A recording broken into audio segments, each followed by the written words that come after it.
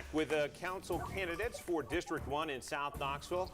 And we were talking about policing at the first part of the broadcast, and I want to stick with that because it makes up some 43% of the city budget pie, which is the largest amount in the city. One question to all of you, and then a deeper question, but this is a yes or no. And let's start with you, Mr. Hayes. Do you have full confidence in the city's police chief, Eve Thomas? Should she keep her job, yes or no?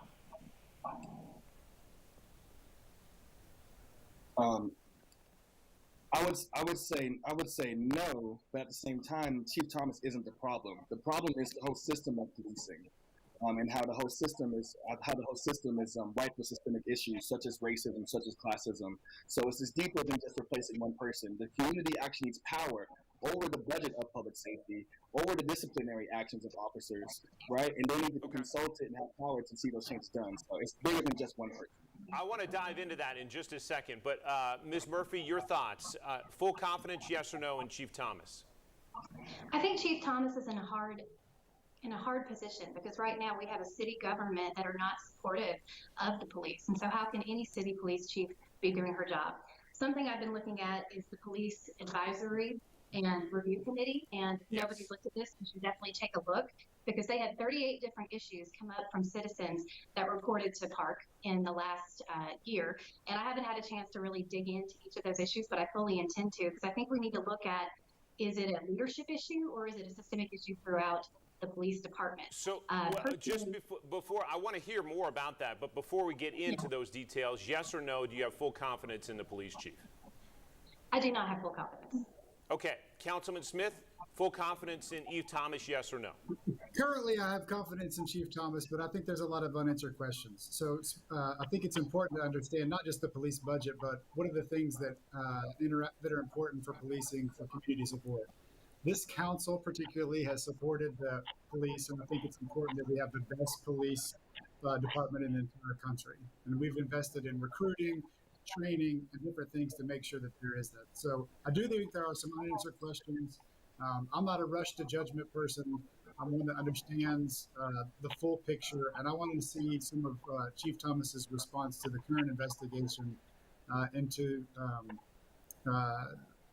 racism or ideas of racism or instances of racism. No racism is acceptable, and how she responds to this will be extremely important. Okay, Mr. Hayes, let's dive more deeply, as you raised.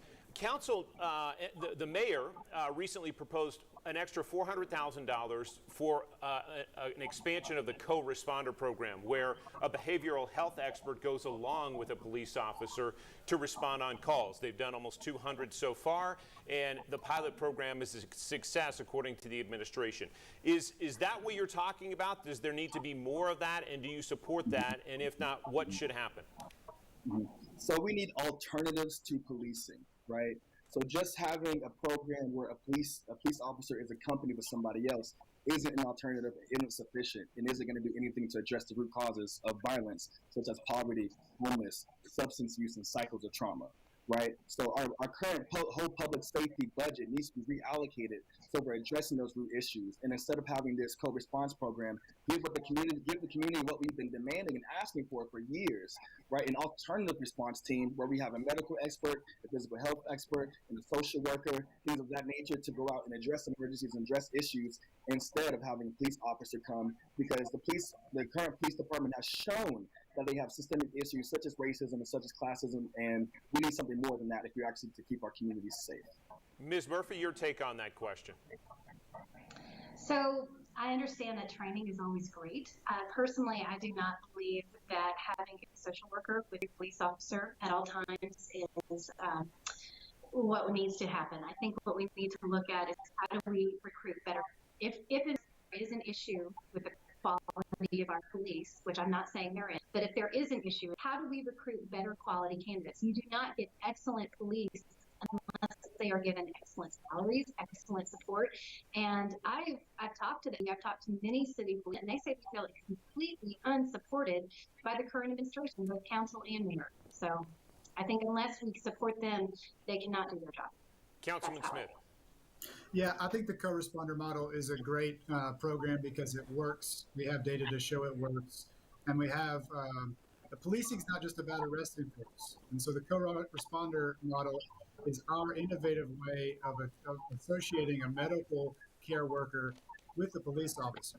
Police officer gets there, makes sure it's safe for the mental health worker to engage the community, whatever the situation is, and they're able to divert folks from jail.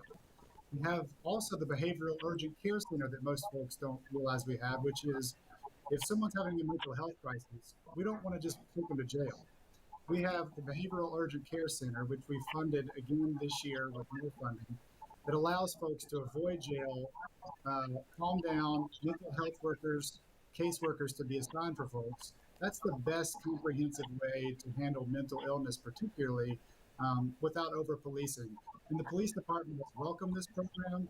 I think it's been extremely successful with Sergeant Clinton and the social workers that have gone alongside him. And now we have a comprehensive response to really urgent matters and issues that are more related to mental health.